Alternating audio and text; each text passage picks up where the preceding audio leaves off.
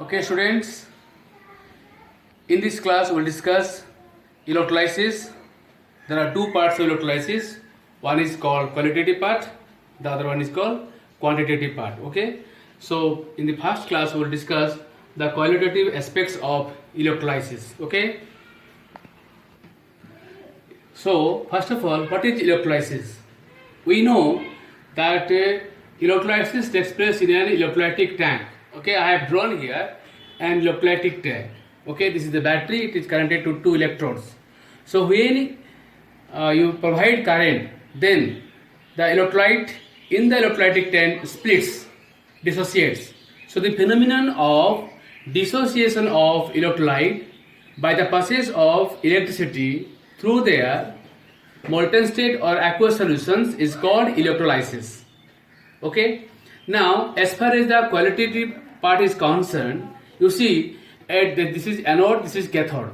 At anode, okay, that reaction takes place, that is called oxidation, and at a cathode reduction takes place. Now the question is the electrolytic products, okay, in the case of electrolysis depends upon three things. One is called the nature of the materials taken in the electrolytic tank for oxidation and for reduction. Okay, second is the electrodes, and third is the electrode potentials of the species in the electrolytic cell. Okay, now the nature of the materials and the electrode potentials are related to each other. And the second part is called electrodes. There are two types of electrodes. One is called reactive electrodes and the other one is called inert electrodes. There are inert electrodes like potassium, platinum, gold are there, which do not react with the species, with the substances in the electrolytic tank. They only act as source of electron or sink of electron. They can only provide the electron or they can only gain the electron. So now we'll discuss here one by one how the nature of the materials, the electrodes affect the electrolytic processes. Okay, now to begin with, I would like to tell you that as oxidation takes place at anode, so the species with higher oxidation potentials, okay, higher oxidation potentials, or you can say with lower reduction potentials, the reaction takes place at anode. Now you see, water has oxidation potential of minus 1.23 volt, silver has oxidation potential of minus 0.80 volt. Actually silver has a reduction potential of 0.80 volt, but this is the reverse of reduction potential. Here it is oxidation potential of minus 0.80 volt. Now so here what do you see? If silver is there and water is there, okay, both of them want to undergo oxidation and anode, then which one will undergo oxidation? The one having higher oxidation potential. Which has higher oxidation potential? It is silver. Silver has minus 0.80 volt and water has minus 1.23 volt. So it is silver that will undergo oxidation at anode. Similarly, so I have mentioned here the copper has oxidation potential of minus 0.34 volt. Sulfate ion, when undergoes oxidation, it forms a sulfate ion, it forms sulfate plus 2 electron, oxidation potential of minus 1.96 volt. Chloride ion has a potential of minus 1.36 volt. Water, again I have written here 1.23 volt. Now see, hydrogen has oxidation potential of 0 volt. Lead, has a potential of 1.13 volt, and tin, nickel, like this, they all have the positive electrode potential up to lithium. Now here reduction takes place. At cathode. So the species having higher reduction potential undergo reduction at cathode. Now see, the reduction potential of silver ion is 0.80 volt, copper ion 0.34 volt, hydrogen 0.00 volt, lead it is minus 0.13 volt, tin it is minus 0.14 volt, nickel it is minus 0.25 volt, iron it is minus 0.44 volt, chromium minus 0.74 volt, zinc minus 0.76 volt, water has a reduction potential of minus 0.83 volt. Now here it is the main thing lies. What? If for example zinc ion is there and water is to undergo reduction, okay, in the solution you are having zinc ions and water. The one which has higher reduction potential will undergo reduction. So it is zinc minus 0.76 and water minus 0.83, which has higher reduction potential, zinc ion. So it will undergo zinc ion will undergo reduction in preference to water at cathode for reduction. Now if aluminum ion is there and water is there, or magnesium ion is there and water is there, for example electrolysis of aqueous magnesium sulfate. Okay, I will deal one by one.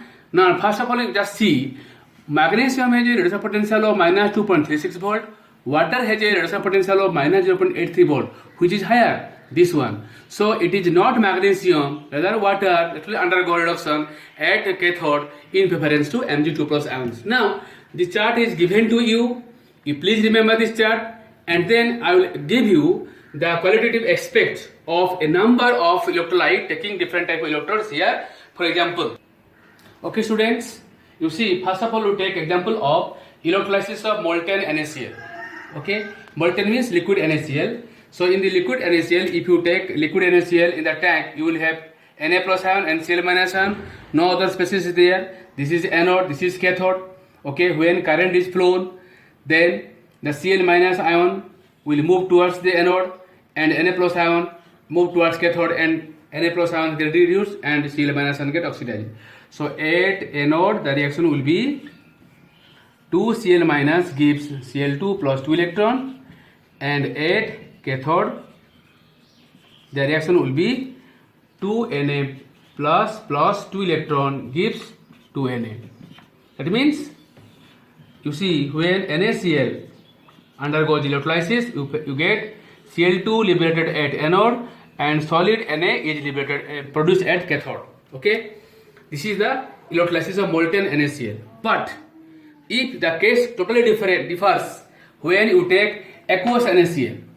If you take aqueous NaCl, then there are three potential things are there. One is sodium ion, the other is chloride ion, and water is there. Okay, now at cathode, first of all we'll discuss at cathode which reaction takes place. It is sodium ion that can go to cathode, that is get cathode. It is water that can go to cathode. Now see, then here the potential here. Sodium water has a potential of minus 1.23 volt, the reduction potential of minus 0.83 volt, and sodium has a potential of minus 2.71 volt.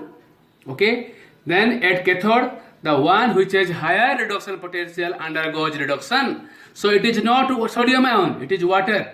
Okay, at cathode, then in case of aqueous NaCl, 2H2O plus 2 electron gives 2OH minus plus H2 gas.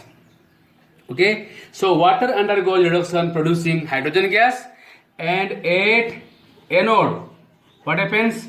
Now at anode again you see Cl minus is there, H2O is there. Okay, oxidation takes place.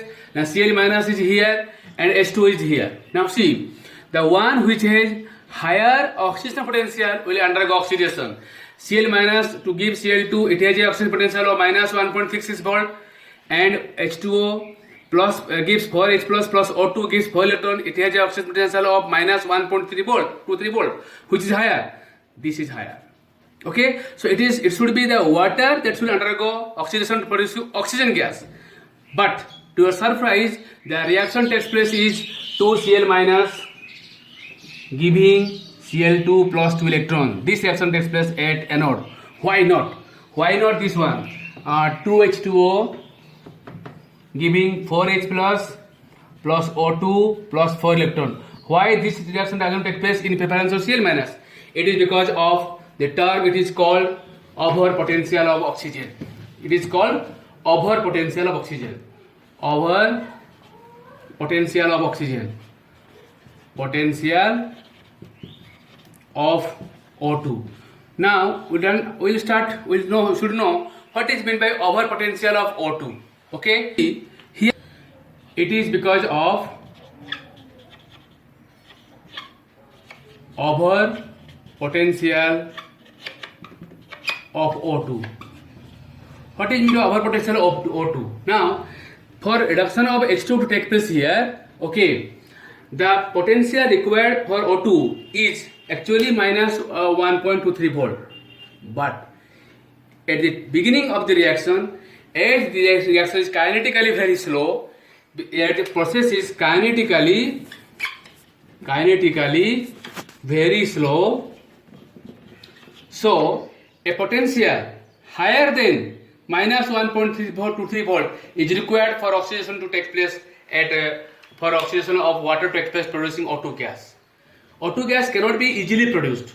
It is the amount that is minus 1.23 volt required, but to start the reaction it is more than 1.23 volt. For example, I am giving an example for this. At home, you know, for example, the TV. For example, TV starts at 60 volt. For example, 60 watt.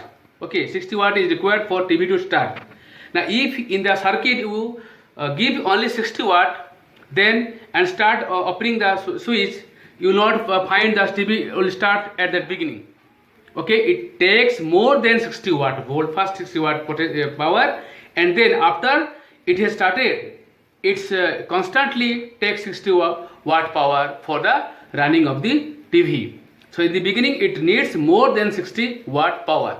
That is called over potential. Similarly, for oxygen to for water to undergo oxidation, the standard amount is minus 1.23 volt, but to start it with, it needs more than minus 1.36 volt. That means it is not oxygen till the oxygen potential, oxygen potential of water is achieved. The oxidation of Cl2, Cl minus takes place to producing Cl2. Therefore, at anode, Cl minus gives Cl2 plus 2 electron. Okay, this thus the products of electrolysis of aqueous NaCl are H2 gas at cathode, Cl2 gas at anode, and in the tank Na plus and OH minus are there. It produces NaOH in the electrolytic tank. So three main products are there. Okay. Now example 2, electrolysis of concentrated H2SO4 and dilute sulfuric acid. Now see, if you take concentrated sulfuric acid, in this concentrated sulfuric acid you have only H plus ion and sulfate ion. H2SO4 ionizes to give 2H plus SO4 2 minus. Okay, no water is there. Then in this case, then when current flows, then H plus ion will go to cathode, okay, and sulfate ion will go to anode, because sulfate ion negative charge go to anode and H plus ion positive charge go to cathode, get reduced there. So at cathode the electrode reaction will be 2H plus 2 electron gives H2 gas, and at anode the reaction will be 2SO4 2 minus gives H2OH 2 minus plus 2 electron. So what do you find? H2 gas is produced at cathode and disulfide ion is produced at anode, that is in this cell it remains there. Okay, but there is a complete change if you take dilute sulfuric acid. So if you take dilute sulfuric acid means H plus ions are there, sulfate ions are there, and water is there. Okay, and there is competition between H plus ion and water for reaction to take place at cathode, and again water and sulfate ion for the reaction to take place at anode. It is your anode, this is your cathode. Now see, again you see the chart where now H plus ion has a reduction potential of 0 volt, okay, 0 volt, and water has a reduction potential of minus 0.83 volt, which is higher. This one is higher. So at cathode, reaction takes place. At cathode, the reaction takes place 2H plus 2 electron giving H2 gas. Okay, and at anode, which reaction takes place? Now see, again there is sulfate ion is there and water is there. Okay, sulfate ion, it has a potential of minus 1.96 volt, and water has a potential of minus 1.23 volt.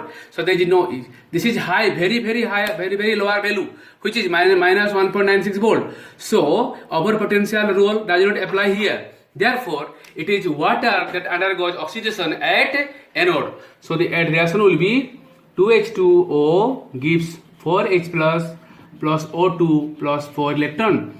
So the products of electrolysis are H2 at anode, O2 at cathode, and the solution remains, sulfuric acid remains in the solution. Okay, this is what is the commercially prepared hydrogen gas and oxygen gas in the lab.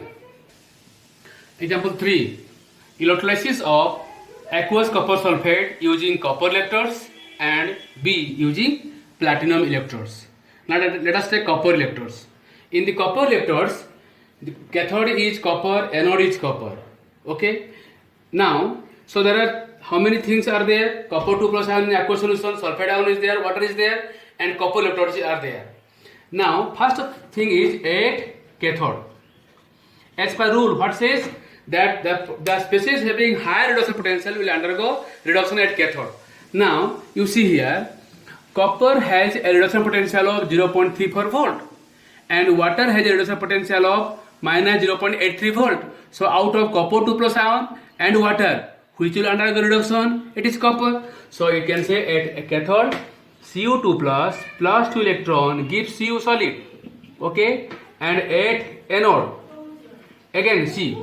Now there are two things are there. You see, copper has a oxidation potential of minus 0.34 volt, and water has a oxidation potential of minus 1.23 volt.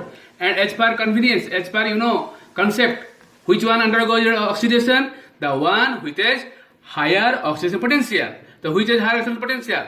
Copper has higher oxidation potential of minus 0.34 volt than water. So at anode, it is Cu solid gives Cu2 plus 2 electron. That means here this principle is applied in the electrolytic refining of copper. Okay, impure copper taken as anode, and pure strip of copper rod taken as cathode. So on passing electricity, copper ions get reduced at copper, and this electrode becomes thicker and thicker. Okay, pure copper gets deposited here, and impure copper comes to the solution in the form of copper ions. So when you use copper electrodes, the electrode reactions are like this.